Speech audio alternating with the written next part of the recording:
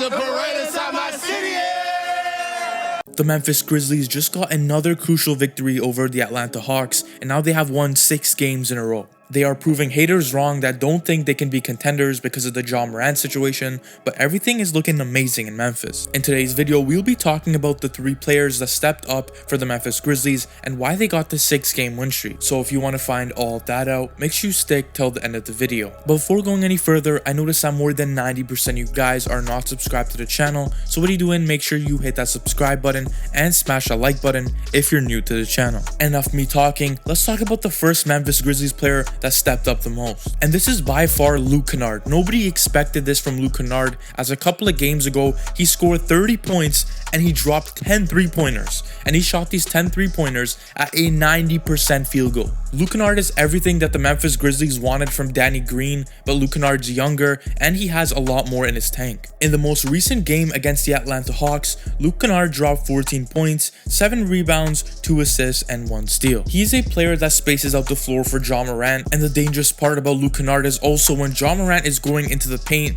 it causes everyone to go double Morant in the paint, and that leaves Canard wide open in the corner. And that is the reason why he was dropping 30 points, and 10 of those were just because of 3-pointers. So this was a very good move for the Memphis Grizzlies, and the front office did a tremendous job. Now let's move on to the second player that has been stepping up for the Memphis Grizzlies recently, and this was Morant. This is everything that Memphis fans wanted from Morant. He's becoming more of a playmaker in these past couple of games, and the scoring is just looking like it's so much more effortless. And this was shown as against the Atlanta Hawks. Morant had 27 points, 3 rebounds, 6 assists, and 1 steal. Morant's playmaking goes very unnoticed, so let's break down some film on his playmaking. On this play over here, Morant is coming off a dribble handoff, and once he's going down the left side, he sees that DeAndre Hunter helps in the paint a little bit too much, and he easily swings it for Dillon Brooks, and he hits a wide open 3-pointer.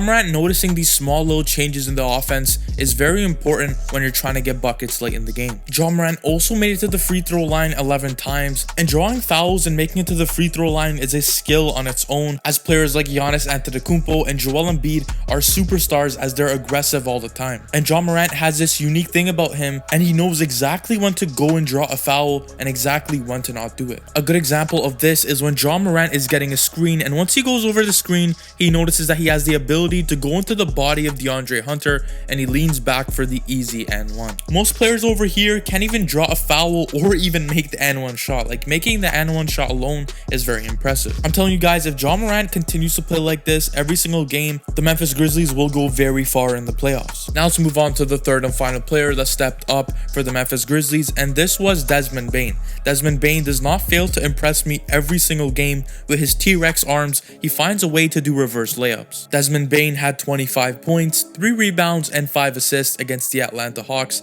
and he shot all of this at a 61% field goal. This is very impressive, and once again, Desmond Bane is another player that the Grizzlies organization really thought about wisely here, and he's a shooter, gives space for Morant, and once again, he gives some pressure off of Morant, because it's very tiring for a superstar player to bring the ball down every single possession, but when the playoffs really matter, that's when Desmond Bane's gonna have to step up. He made a lot of crazy shots down in the stretch, and the third quarter was very important for him as Morant and Desmond Bane were going crazy. But the real question here is that, do you think that the Memphis Grizzlies can make it far in the playoffs without Steven Adams and Brandon Clark, as those 2 players are very important for this Grizzlies organization? Before you leave, make sure you smash the like button. Let's get this video to 100 likes, and make sure you hit that subscribe button if you're new to the channel. That's been all for your boy Mubsy Hoops. I will catch you in the next one.